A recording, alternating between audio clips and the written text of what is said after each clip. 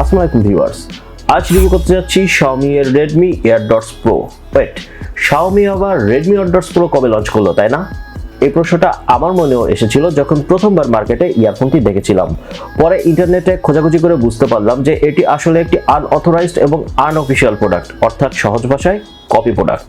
Xiaomi এখনো পর্যন্ত এমন মডেলের কোনো ইয়ারফোন বেরই করেনি। এর আগেও আমাদের চ্যানেলে আমরা বিভিন্ন নামি দামি ব্র্যান্ডের কপি প্রোডাক্টের রিভিউ করেছি, কারণ অনেকে খুব একটা যাচাই বাছাই না করেই এই কপি প্রোডাক্টগুলো কিনে ফেলে। তাই কপি প্রোডাক্ট হলেও এই প্রোডাক্টগুলির কোয়ালিটি আসলেই কেমন এবং এই প্রোডাক্টগুলি যে আসলে কপি সেই সম্পর্কে সচেতন করতে আমাদের এই ভিডিও করার মূল উদ্দেশ্য। তো চলুন কথা না বাড়িয়ে শুরু করা যাক।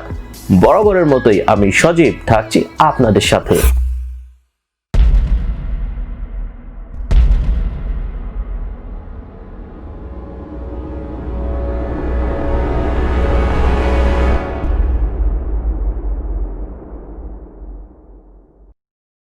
আমাদের আজকের স্পন্সর গ্যাজেটের জন্য খুলনা শপিং কমপ্লেক্সের ট্রাস্টেড শপ Mobicity। তাদের সাথে যোগাযোগের বিস্তারিত তথ্য পেয়ে যাবেন নিচের ডিসক্রিপশন বক্সে।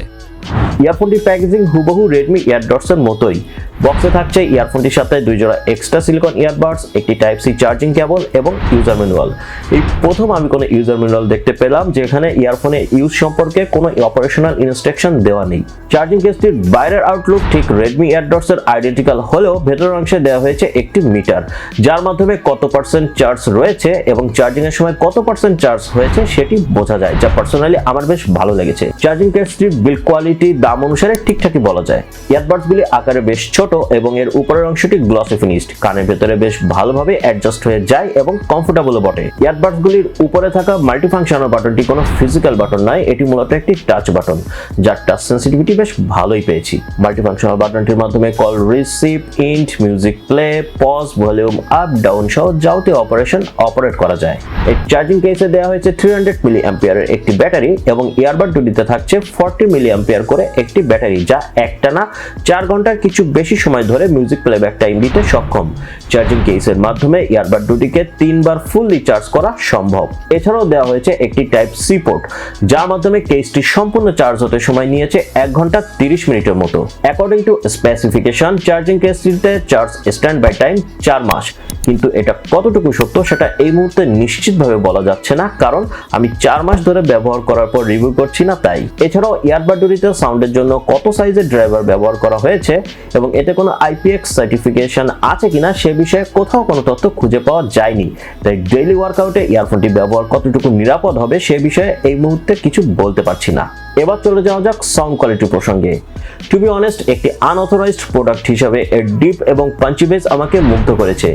বেস এবং সাব বেসের সেপারেশনও ছিল বেশ চমৎকার। ভোকাল লাউড হলেও শার্পনেসে কিছুটা ঘাটতি রয়েছে, it's not a big deal. মিডের উপস্থিতি ছিল ডিসেন্ট লেভেলের। মিউজিক্যাল ইনস্ট্রুমেন্টগুলোর সাউন্ড সেপারেশন আরেকটু ওয়েল রিফাইন্ড হলে আরো বেশি ভালো লাগতো। ট্রিবলের উপস্থিতি ছিল বেশ কম, যারা আমার মতো পরিমিত ট্রিবল পছন্দ করেন তাদের হয়তো ভালো লাগতে পারে। ওভারঅল সাউন্ড কোয়ালিটিতে এক্সট্রা অর্ডিনারি কোনো ব্যাপার না থাকলেও একটি কপি প্রোডাক্ট হিসেবে এর সাউন্ড কোয়ালিটিকে ভালো বলতেই হয়।